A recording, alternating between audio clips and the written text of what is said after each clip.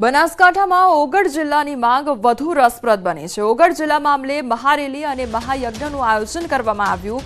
ઓગળ જિલ્લા મામલે ભાજપ ધારાસભ્ય ખુલીને બોલ્યા છે। પ્રજાની લાગણી સરકાર સુધી પહોંચાડીશ તેવું કેશાજી દ્વારા કહેવામાં આવ્યું છે। હું આવ્યો મળવા અને બેસાડ્યો દળવા તેવું પણ કહેવામાં આવ્યું છે। કેશાજી ચૌહાણે પરોક્ષ રીતે ઓગળ જિલ્લાનું સમર્થન કર્યું છે।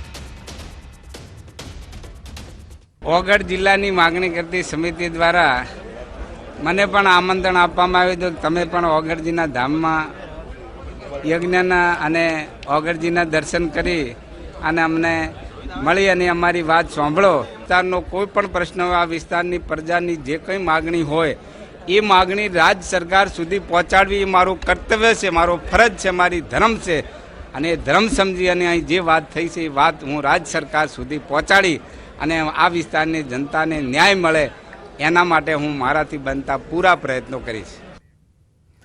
જીસીઈઆરટીના પૂર્વ નિયામકે વિવિધ માંગને લઈને શિક્ષણ મંત્રીને રજૂઆત કરી છે। નલિન પંડિતે ધોરણ 10માં 2 વિજ્ઞાન અને 2 ગણિતના વિષયની માંગ કરી તેમજ 2 પરીક્ષાની પણ માંગ કરવામાં આવી છે। સાથે જ ધોરણ 12માં 7ની બદલે 6 વિષયની માંગ કરવામાં આવી છે।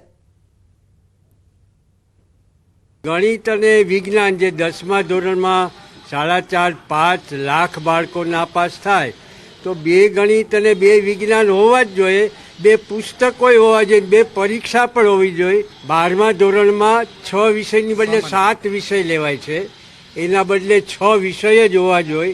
એની એક મજબૂતાઈથી રજૂઆત કરી છે। વધુમાં નલિન પંડિતે એકમ કસોટી રદ કરવા શિક્ષણ મંત્રીને રજૂઆત કરી છે। તેમણે જણાવ્યું છે કે એકમ કસોટી રદ થાય તો હેપીનેસ ઇન્ડેક્સ ઊંચો આવી શકે તેમ છે। એકમ કસોટીને કારણે પ્રાથમિક શિક્ષણનું આખું તંત્ર વિખોરાઈ ગયું છે। શિક્ષણને બહુ જ મોટો ધક્કો લાગ્યો છે, એટલે એકમ કસોટી જો દૂર થાય તો ફરીવાર હેપીનેસ ઇન્ડેક્સ આપણો ઊંચો આવે એમ છે, આપણી શિક્ષણની ગુણવત્તા ખરેખર વધે એમ છે।